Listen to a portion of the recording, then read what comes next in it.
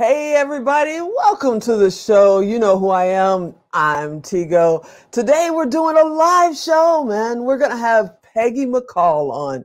Now, she's been on the show before, and I asked her when she was here before if she would come back and do a Q&A session. So if you guys have been thinking about you want to be an author, you want to be a writer, you're facing your fears, any of that kind of stuff, drop us a comment in the chat and we'll see if Miss Peggy can't answer those questions. I've already gotten quite a few questions have been submitted to me. So we're going to be asking her some questions, getting some answers. And, that it's like your reach is as far as the people you connect with. So you want to connect with fantastic people so that you can expand your brand, who you are, whether you're an entrepreneur or a writer or you work at a corporate job. It's all about the people and who you connect with and how it runs and blah, blah, blah, blah, blah.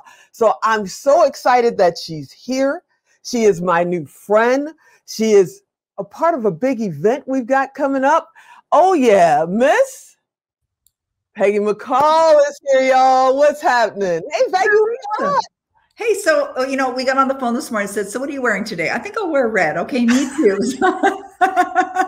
We got color coordinated. It means we're connected. We're connected. We're connected. Absolutely. How are you doing? I am super good. How are you doing? On fire, baby. On fire. Feeling great. That is awesome. You are such a busy lady. And whenever I call you, you say, sure, let's figure out our calendar. Let's get together. And I just want to start out by saying, thank you, thank you, thank you, thank you, thank you. And how much, I love you. And I am such a fan of yours. You are definitely a mentor of mine. Well, right back at you. What I love about you is how much you love helping other people. And that's what I love. So we're definitely sisters from another mister. We are absolutely have that kinship there. That's something we share in common for sure.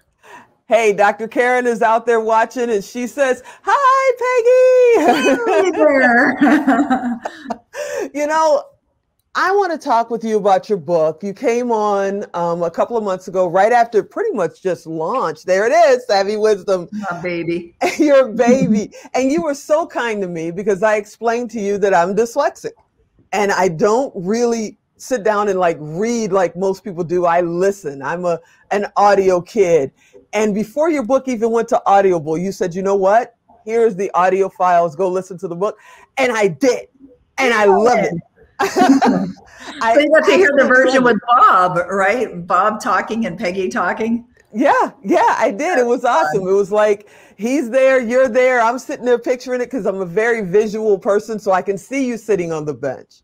I can see you on your walks. I can see you in the conversation through the book. And I just want to thank you for doing that for me because quite often when I have an author on, I get highlights from my business partners or my assistant or something, and they tell me what the highlights of the book is because I don't read it.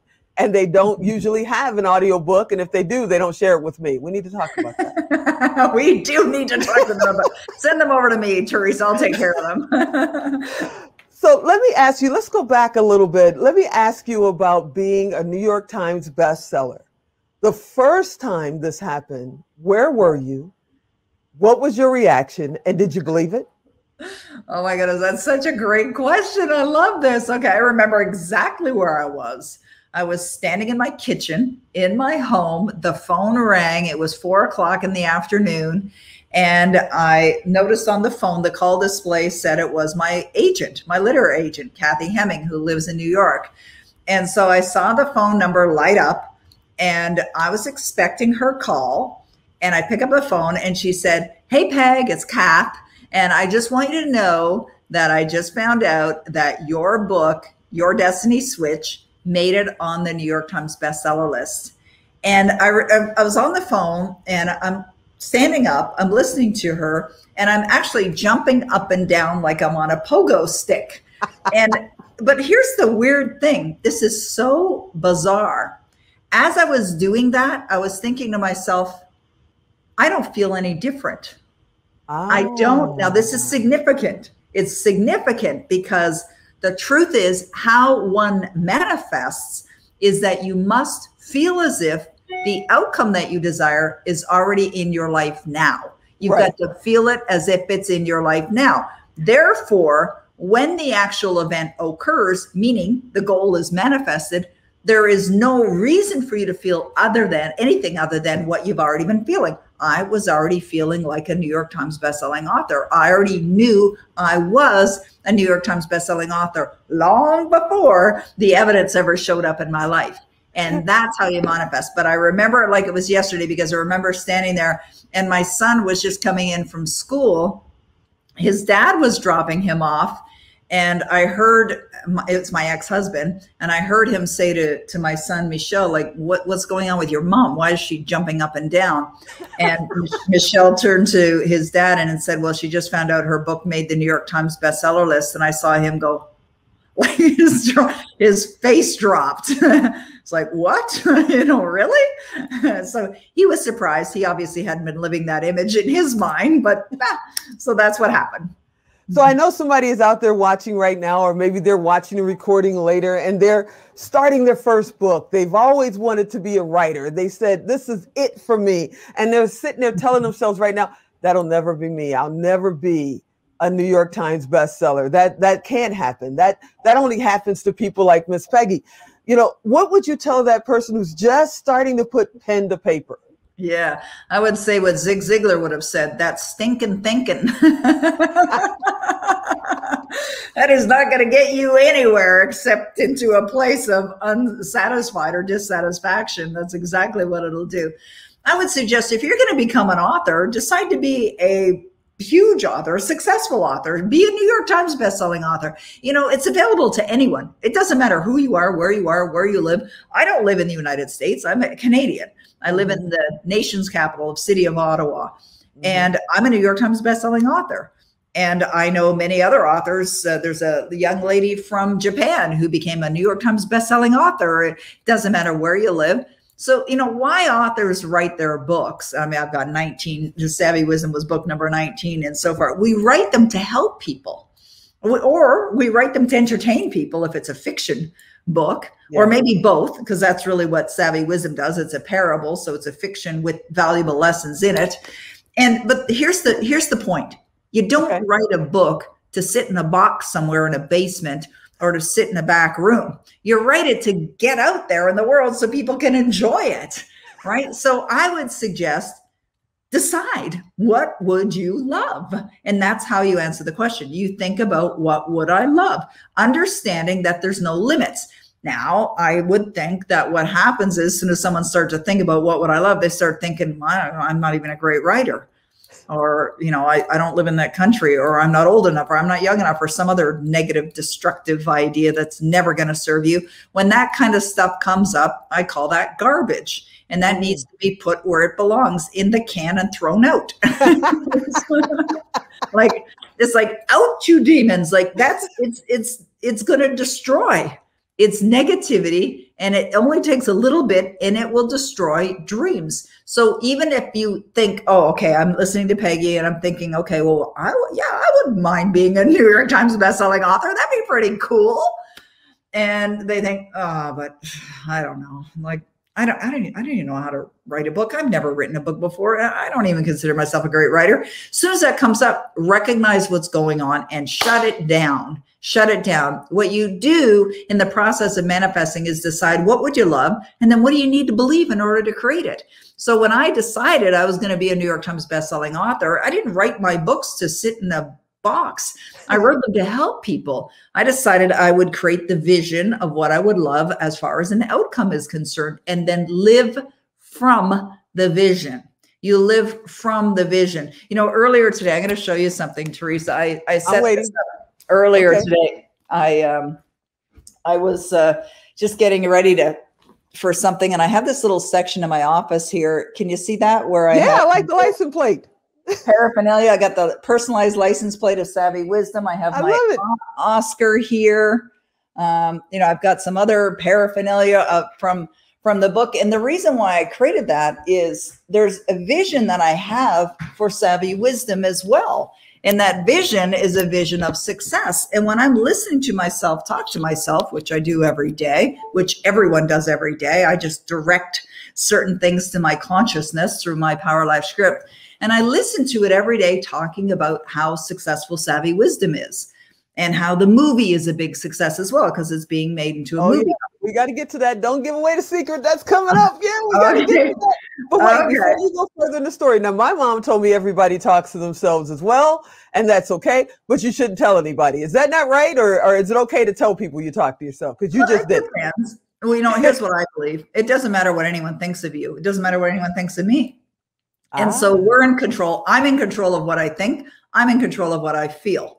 And so, I mean, you could tell anybody anything, but if you're prone to being sensitive to feedback, then I would suggest being cautious. If you don't give a rat's ass, excuse my language. Hey, you know we don't. If you're, you know, if you're strong in your, you know, if you have a protective mechanism, like I imagine a plexiglass shield around me. If there's anyone that's in the room or around that's negative, right? Just don't let it in. Just don't let it in. And of course, if it's going on in here, recognize what's going on, that negative thinking, and just shut it down because you're in control. Or as you said, our friend, because I never got to meet him, but he was my hero, Zig Ziglar.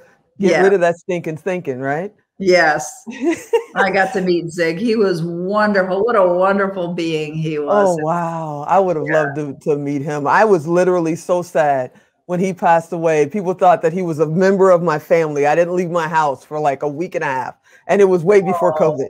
It just took the rug out from under me, but we'll get into that story sometime later. You know, I got to stop and say, Gregory Hammond, I know he's a super fan of yours. You're also his coach. He's here. He's watching and he's out there. He says hi. And then Dr. Karen dropped in and said she's a New York Times best-selling author as well. Woo! So they're hanging out. You know, I know that we've got something coming up on Saturday. We'll talk about that in a minute. But I know that Gregory's got a part of that. So we won't even talk about what that is. Ooh. But I got to ask you a question. You know, in your book, you mentioned it. I've heard you say it before on other interviews that I've watched with you and even with me. You've said, don't worry about the how. Right. And that is what everybody worries about. They don't even, you know, go to the grocery store because they're worried about the how. So how do you get past worrying about the how and get to the doing? That's good. That's probably one of the best questions I think I've ever been asked, to be honest. So the truth is you don't have to know how. And that is, you're right, the biggest challenge that most people are faced with. So what do you need? You need faith. Mm-hmm. So you have to have faith before you get to the doing. You got to believe in the unseen. You got to believe in your dream. You got to imagine, because you have a mental faculty called imagination. I have a mental faculty called imagination. Gregory Hammond has that. Teresa has that. We all have that. So what you do, it's a muscle. It's like an emotional muscle as well. Faith is an emotional muscle. So if you decide, let's use the New York Times bestseller example. If you decide you would love to be a New York Times bestselling author, do you believe it's possible for you? Now, Teresa, I'm sure you do. I had to get around the greatest people like Zig Ziglar and yourself for me to believe it, because I'm one of the biggest naysayers about my believing in myself, but I'm getting better. I'm getting better. Excellent. Well, better is good. As Bob says, better is a good word. It certainly is. So if you are suspicious or don't believe it, just imagine for a moment you are that which you desire to be, whether it's New York Times bestseller or whether, like Gregory, is a destiny coach, whether you're the top coach in the world, whatever it is, you imagine it to be. And so you've got to go from the place of thinking you don't know how, or I have to know how, to understanding you are going to work in harmony with the laws of the universe. When you understand how manifesting occurs, how it takes place, recognizing that, yes, you have a role, but so does the universe, and you have to trust it, right? You just have to trust that whatever is going to be. Now, your responsibility is your responsibility. You must abide by that. And that means that you feel as if what you desire is already in your life now. That's the way you live. The how's going to show up. You might even figure out the how after the fact. But it may be something like Steve Jobs used to say, we can connect the dots looking backwards. Well, of course we can connect the dots looking backwards because it's already happened, right? We can now look back and go, oh, okay, now I see how that happened. Like, Teresa, you've heard me share the story about buying a house when I had no money. Right? I took a cash advance on my visa and I went out and bought a house and had no money to do it and didn't know how. And of course, you've heard and listened to Savvy Wisdom. So you heard the story in there of Sophie. You know, Sophie had a vision to own a home. She didn't know how it was going to happen, but she fixated on the outcome. And that's what you do. But when I say fixated on the outcome, I mean you're fixated on the feeling state of imagining that it's in your life now. And by doing that, the how shows up. Now, that's a challenge for most people because they're like, I want to see it before I believe it. But that's not the way it works. You believe it and then you see it. Right. Exactly. But most people, if they can't see it, that's what stops them. You know, they want to write a book. They want to start a business. They want to have another child. And they sit there and go, I have no idea how I'm going to pay for this. My job isn't hiring anymore. We just came out of COVID. You know, no, I can't do it. And they freeze themselves, correct? Right. Right. You know, you mentioned having another child. So as you know, I just gave birth to my granddaughter. Congratulations. Thank you very much. 2 weeks ago, she was born on May 2nd. And to me, she's like a miracle baby because my daughter-in-law was diagnosed just a few years ago. So we have my grandson who's almost 10 and that's her first child. I have one son. So I have one son who now has 2 children. So we have my grandson, you know, they had him when they were 18, so young, and I was thrilled. Not every parent of a teenager would be thrilled, but I was. And so they wanted to have another baby, and they tried and tried and tried and tried for years. Well, she finally got pregnant. And she was pregnant. We're all celebrating. And then she lost the baby. Now, she also had been diagnosed with a disease that's what's called incurable. Now, I don't believe there's incurable diseases. I think there's diseases they just haven't found the cure for, but there's a cure already. They just haven't found it yet. So she had been diagnosed with an incurable disease. And there wasn't a lot of studies done about this, whether it's safe to get pregnant, whether you can carry to full term and all of that. And I said to her, and she asked me about this, right? I said, just focus on what you would love. What would you love? To have a healthy baby. And what she wanted was a healthy baby girl. Now, I know you can't just order them up like that, right? Okay, well, this time I'd like a baby girl, right? And so I said to her, just, you know, set the intention. You're having a healthy pregnancy, a healthy baby, and you've got your baby. And she decided she's having a baby girl. And sure enough, she went full term and gave birth to a beautiful baby girl. But I know that for her, because of what she had gone through, because of her health challenges, because of losing a baby, because trying for many, many years and not getting pregnant, I know it was a challenge because there's lots of evidence there to say the opposite is true of what she wanted. Right. And that's what people do. They look at the evidence and they go, well, it can't happen. It just can't happen. It's like, you got to stop looking at what won't work or what hasn't worked in the past. And you got to go to this place called infinite possibilities, because we live in a world of infinite possibilities. We really do live in an infinite possibilities. But if you don't believe, you're never going to manifest anything in your life. You know, you bring that up and it makes me want to skip because I have a little order, and you know me, I have no desire to follow the order of the questions that I have here. And I know there are people out there watching it right now going, sure, Peggy can say that. She's Peggy. Of course she can. She can live whatever life she wants to live.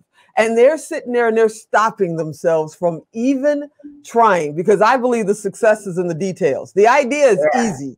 It's the details that you got to get to. What do you tell someone about living their best life? You know, living the life of their dream, even if it doesn't mean money. You know, to a lot of people, life of your dreams is not money. You know, it's your new grandbaby. I think that if you had a choice between the next 3 best-selling books on New York Times or your little granddaughter, you're going to take your granddaughter every day and twice on Sunday. So what do you tell somebody who's not living the life of their dreams, or maybe they are, and as my mother said, they always think the grass is greener on the other side, so they're not accepting and enjoying the life that they have when they look at it. What do you think of that? Well, I believe, and I really believe in my heart, you can have it all.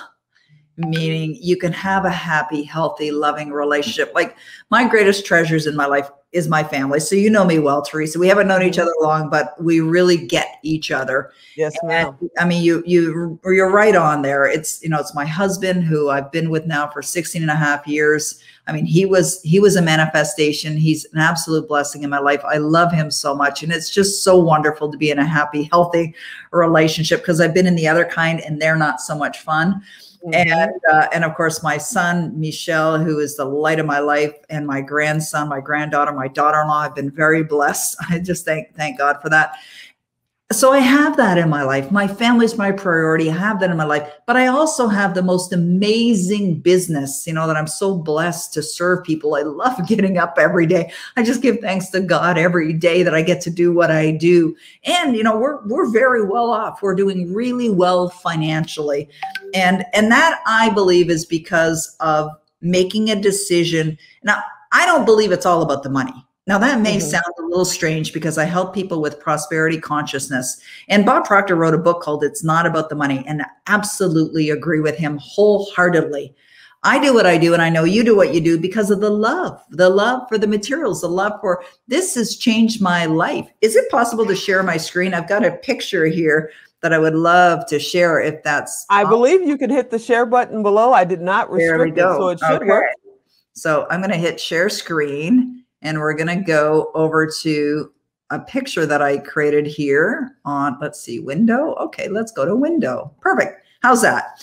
Okay, so what we're looking at is a picture from the yearbook. Now, you see my big smile there? No.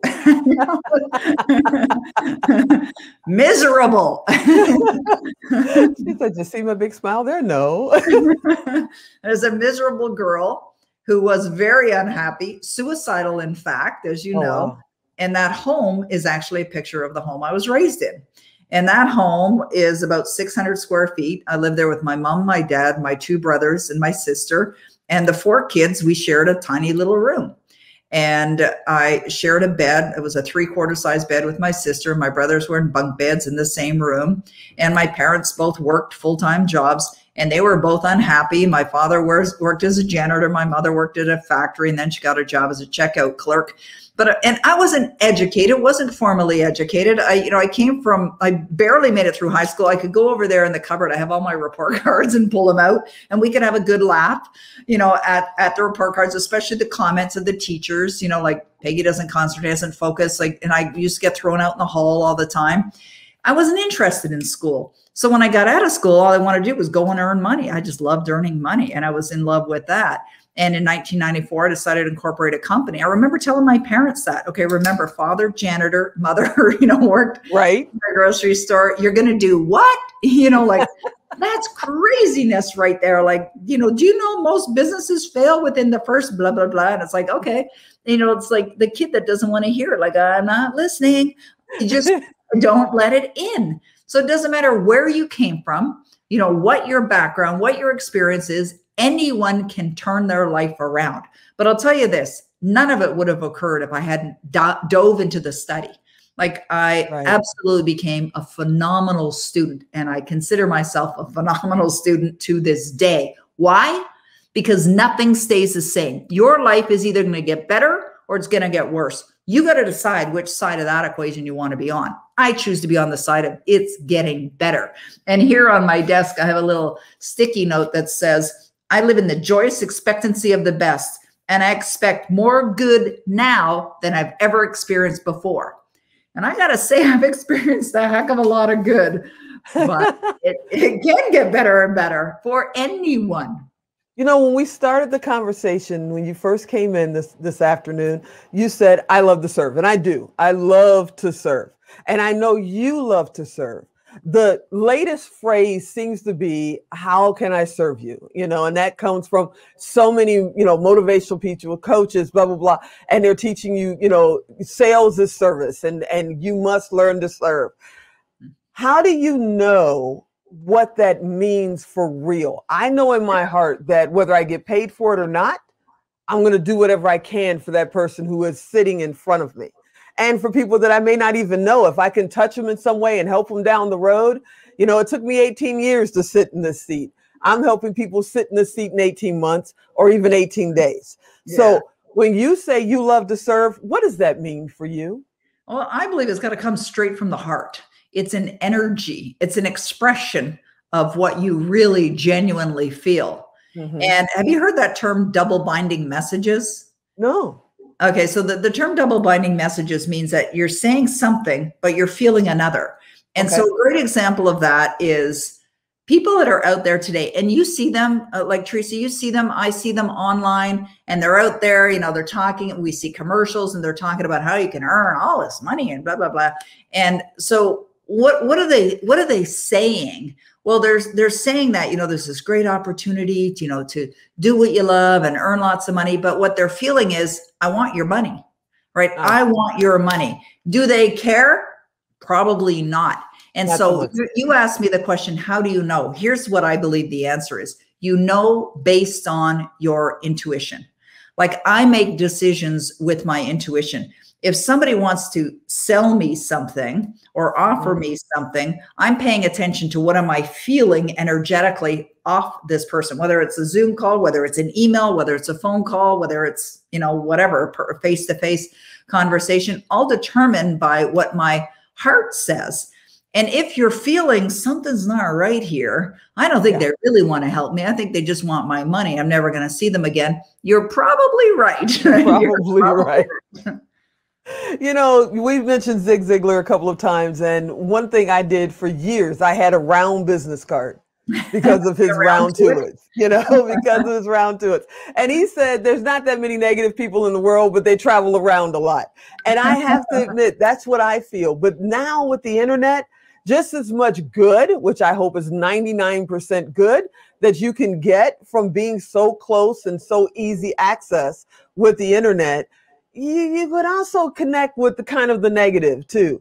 And it's like, you gotta be cautious. And even though you and I have never physically sat in the same room yet, this will happen, but we get the vibe of, you know, this is my sister, this is my friend, we're going to be friends forever. You know, my grandson and your granddaughters are going to hang out. You know? Yeah, they're going to hang out. My grandson will be 2 in July, and he already thinks he's 12. So he's going to show your granddaughter around. He's going to say, this is how you get what you want, kid. Do what I do. But I just think that there's so many people out there that are missing their blessings, missing the good fortunes that they already have in front of them because they're constantly looking out there, you know, and they're not looking at what's right in front of them. So true. You know, my oldest grandson is here this week visiting, and he's 14 going on 15, but I always say 14 going on 35. And I look at him and I go, oh my God, I remember when he was, you know, 2 feet. And now he's taller than I am. You know, his voice is changing. Wow. And I'm so worried about the network and the show and everything that we're doing that I'm missing things with this young man growing up that I'm never going to get back. So how do you balance your life between personal and professional? Because you lady have a calendar that most people in a month have in a year. So how are you doing that? Well, I like being busy. I really do. And if I'm not busy, I'll get busy, but I'm pretty much always busy. But here's what I do. I block off time. For example, my daughter-in-law sent me a message yesterday, and she said, James, it's my grandson who's almost 10, and Kayla, my daughter-in-law, and my granddaughter, Aria, are going to come over Wednesday for a swim in the pool because we opened our pool the other day. And I said, great, we'll have a barbecue. It'll be, you know, really nice to see you guys. And so I went in my agenda, and I actually didn't have anything beyond 3 o'clock. So I block it off. But what I typically do is I create rules for myself to have the balance. So the rules are, and they're soft rules, which means there's some bending there. And so my rules are, in the evening, I don't have appointments. I don't do calls. I don't do appointments usually. However, if there was a request for an evening, and I think, Teresa, we had that when you had the International Women's Day, you had me on in the evening. And I remember that because it's rare that I work evenings. And the reason is because that's my family time. That's when when I finish, you know, work for the day, I'm in my office with the door closed.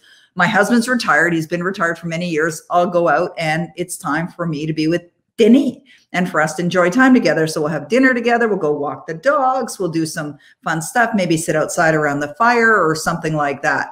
And then weekends are my family time or just quiet time. Now, there might be some weekends where I'm doing a little bit of work. I was running an event a couple weekends ago, or when I used to travel, before COVID, I'd be traveling on weekends, and that's fine. But I believe you have to set the rules for your own life and stick with them. Don't allow, like if a client says to me, I'd like to have a meeting at 9 o'clock unless it's an emergency, it's probably not going to happen. I'm available between this time and this time. And let's find a convenient time that's going to work for both of us. Right. Right. A good friend of ours, because I would not know you if it wasn't for Jennifer Hammond, she introduced us. And when we did International Women's Day, and I told her you were going to be coming on, and we were pretty full for the day already, she even said, I don't know. She doesn't really do, late, but I don't know. And when I was like, oh man, maybe she won't do it. And you said yes. And I'm like, yes, she's coming. It's awesome. It's awesome. But yeah, I have to say hi to Jennifer because, thank you. She's introduced me to some amazing people with you at the top of the list. And she's out there. I know she's watching. And yes, thank you so much for that evening visit. And thank you for, coming every time I call, pretty much. She's an amazing woman. She was so thoughtful. Like, she's extraordinary. Yeah. And she sent an adorable, I have it actually just out in the other room because my granddaughter's coming here on Wednesday. She sent me this little, what do you call it? Like a toy, a plush toy, pink, beautiful toy for my granddaughter. And it was so thoughtful, like really thoughtful. And then with a card with Savy wisdom, like she's a wise woman for sure. A wise and thoughtful woman.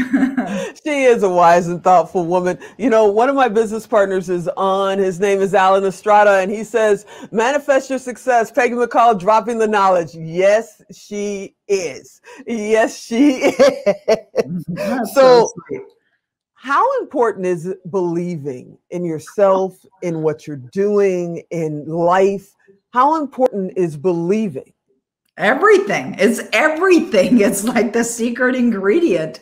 It really is. You got to believe it, but most people don't. So I like to think of it as an emotional muscle that you can build. Like if we wanted to get in shape, we would go to the gym, but I wouldn't just go to the gym and stand there and watch other people, working out and head home and go, oh, I went to the gym today, because there'd be absolutely no benefit in that whatsoever. Right, but if I went to the gym and I found someone who knew what they were talking about, were very familiar with what I was looking for, and they gave suggestions for how to work out, and I worked out and I came home, I'm still not done.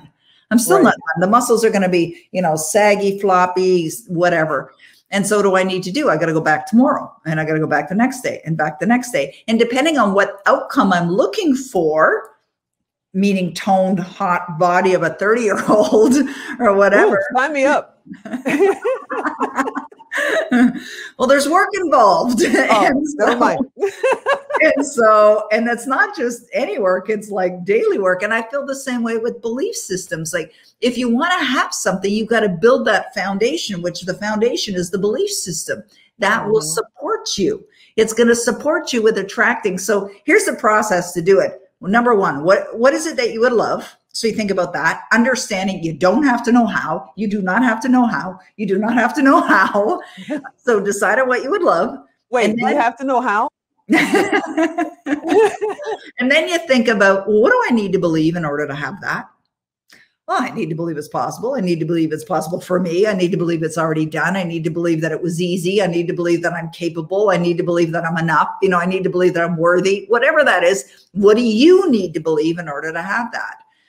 And then you go straight to feeling as if it's here. Now, when you're feeling as if it's here, you're building the muscle. When you're writing in your gratitude journal about how wonderful your life is, you're building the muscle. When you're staring at your vision board, mine's over there. When you're staring at your vision board, you're building the muscle. I showed you that little shrine for Savy wisdom that I created that has the Oscar and, other stuff.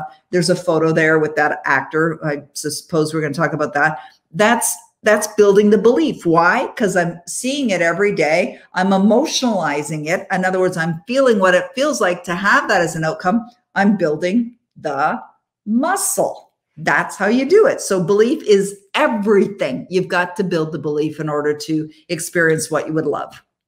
Now, I know you're not saying it, but I'm going to say it. You know, this is like the disclaimer you see on a television show. You are not saying that everything will happen just by believing. You got to do the work too, correct? Right. Well, that is part of the work. You know, it's an important part of the work. But yeah, you're absolutely right. Now, the next part, which becomes challenging, is people are thinking, okay, I'd really love to have that, but I don't know what to do.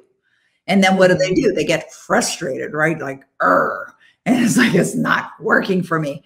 This is going to sound overly simplistic, but it's absolutely true. Any negative emotion, any frustration, anger, worry, doubt, guilt, any negative emotion, overwhelm, is destructive. It's destructive. You want to notice when you're in it and snap yourself out of it as fast as humanly possible. How do you snap yourself out of it? Many different ways. Ask yourself, what would I love? Oh, well, I love this outcome. Okay, what does that feel like? And you go straight to the feeling. You want to get out of that negative energy as fast as you possibly can and put yourself back in alignment with what you desire. Because when you're in alignment, meaning you're feeling as if it's already in your life, you're going to get ideas. You will attract ideas into your mind. You'll get an email that'll land in your inbox, or you'll see a video, or you'll hear somebody say something, or somehow, some way, you're going to find the way. You're going to find the way. So what do you have to do? You got to decide what you want. You got to feel as if it's in your life right now. You're going to be building the belief systems while you're doing that. And it's going to happen. How? Who knows how? That's the universe's job. Thankfully, it's not yours.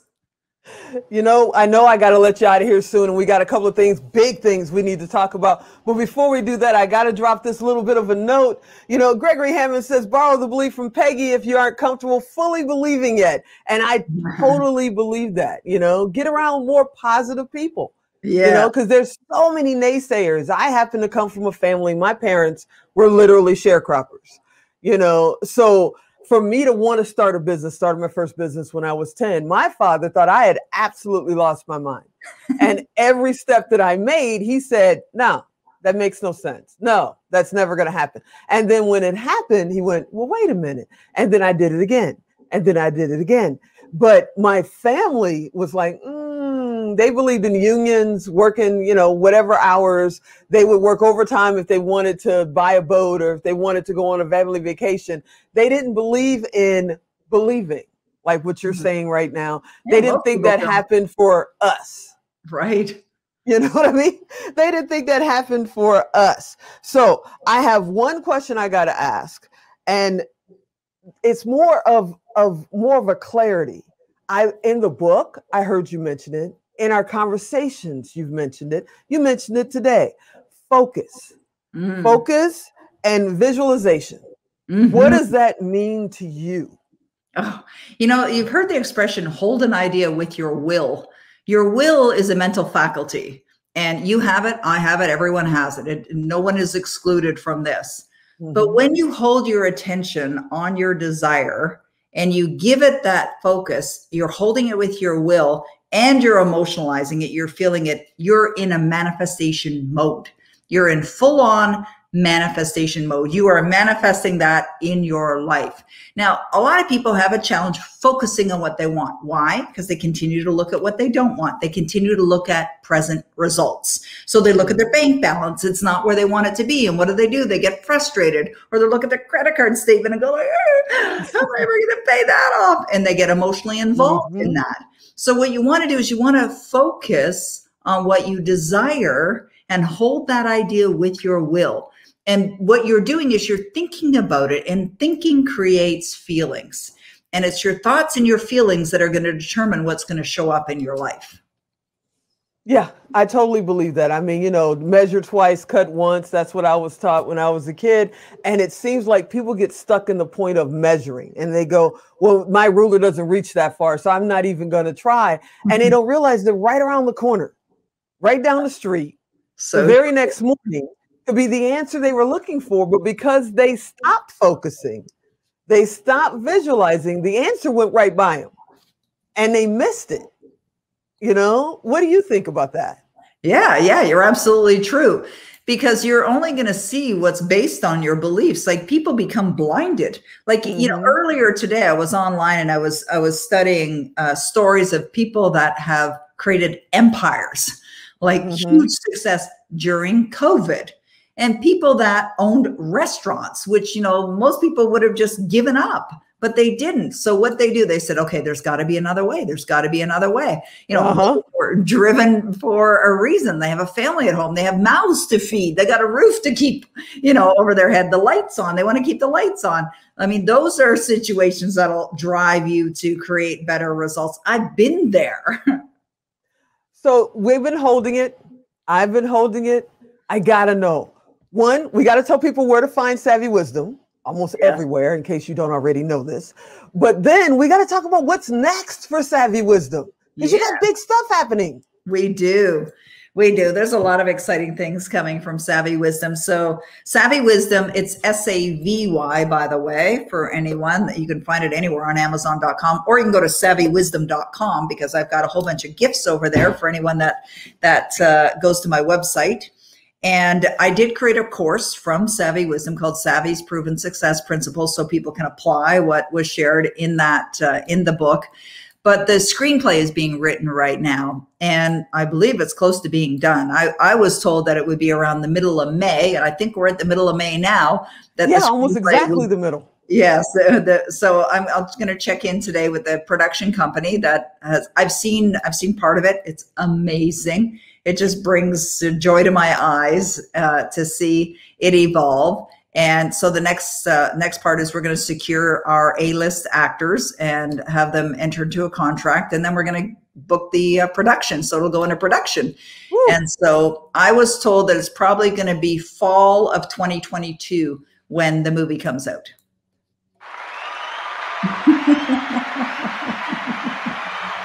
I had to do it. I had to do it. I think that is so cute. Awesome.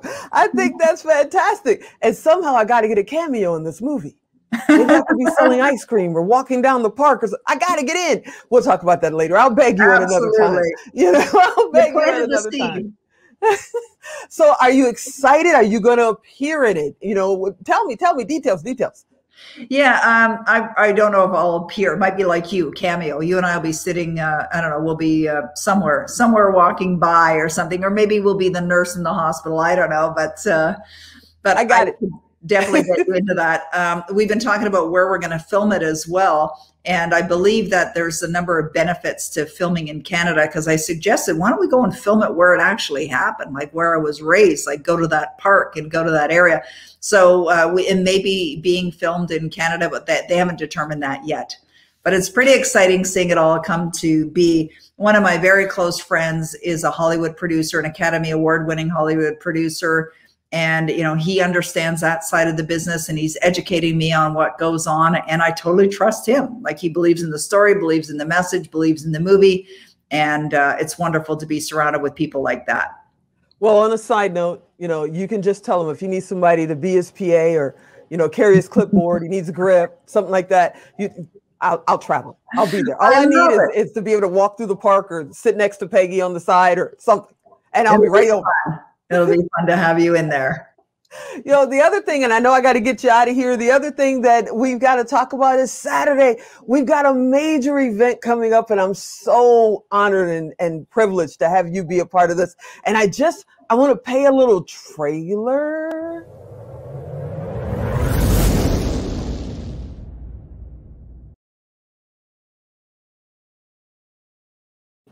And a part of the Now Honors, the very first Now Honors. We created Network of Outstanding Women, women like yourself, and you agreed to be our first ever Woman of the Year. And I want to thank you so much for being a part of that. I can't wait till the event. It's Saturday, this coming Saturday, May 22nd. We're starting at 9 a.m. Pacific time, which is 12 noon on the East Coast.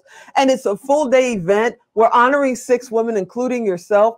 I just think it's time. And I'm so, I don't know, overjoyed, I guess is the word I want to say. And talk about believing. This is something we thought of years ago.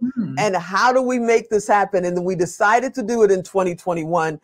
And it's like, but there's this little thing called COVID. And how do we do that? But then there's programs like this one that we're on with StreamYards and others. And we're going to virtually do it this year. But thank you so much for being a part of this. Woo! I can't wait to honor you on Saturday. I can't wait for your event. Everything you do is so well done, Teresa. I just love you, love what you're doing in the world. And you've got beautiful, beautiful heart and such a genuine spirit to constantly give to so many others. So I really appreciate you. I totally appreciate you. I can't wait for us to sit down and share a meal. This is going to happen. I mean, they're, working and working and working. I went out for the first time to dinner for the first time since all this COVID stuff started just a couple of days ago. Nervous as I don't know what, but I did it. And now people are starting to really get out there. I'm in Vegas, so the traffic is nuts. People are coming in for travel and it's like, in a way I'm happy because we live off of tourism in Vegas. We're the adult Disneyland. But on the other side, I'm like, what if they're not right? And we're bringing all these people in. It's a little nervous. It's a little nervous. I got to tell you, you're an amazing lady. You're an awesome person to know. I totally consider you part of my family and part of my inner circle. And I can't wait for Saturday, May 22nd, 9 a.m. is Pacific time, 12 noon Eastern, to just kick off the Now Honors and to honor you as our Woman of the Year, because you truly are more the Woman of the Decade. I couldn't get an award big enough in a box, for Woman of the Decade. We'll work on that for next time. That's amazing. Well, I look forward to it. I'm certain it's going to be phenomenal. We're going to have a blast. I want to thank you for coming out and hanging out with me today and just sharing a little bit of time and a little bit of your savvy wisdom. You see how I tied that in? Nice job. You see how I did that? A little bit of your savvy wisdom. I know that, you say things like, take notice, decide, and then maybe switch. I'm going to ask this one last question before I let you go. What happens when people are fixated? That's what my mother used to call it, fixated. Their answers are everywhere else, but they're targeted to the wrong place. They're missing what their blessing really was. How do you know when you're going down that road, that journey, if you're navigating the right way, or if maybe you need to decide and make a switch? Yeah, sometimes you don't know. Sometimes, you really don't. Right? When you're working toward a goal and if and when you're doing everything that's necessary to get there, meaning you're feeling as if you're already there, but yet you're not seeing any evidence of it.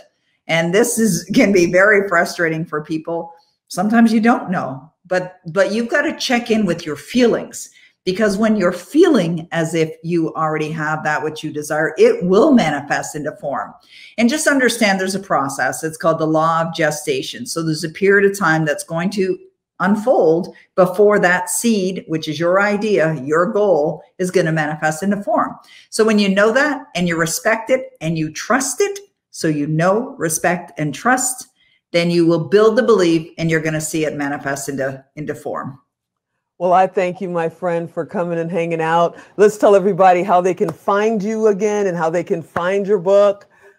Sure. Well, Savvy Wisdom is available everywhere. It's available on Amazon. It's also, you can find it on my website, peggymccoll.com, PEGGYMCCOLL.com.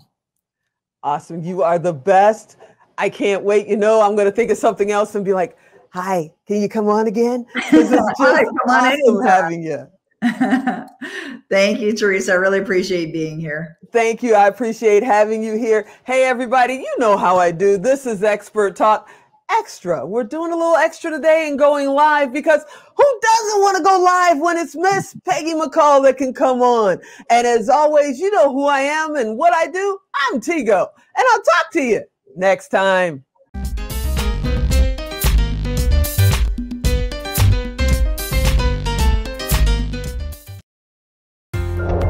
Expert Talk is produced and distributed by Melrose 11 LLC. Lights, cameras, take action with Melrose 11.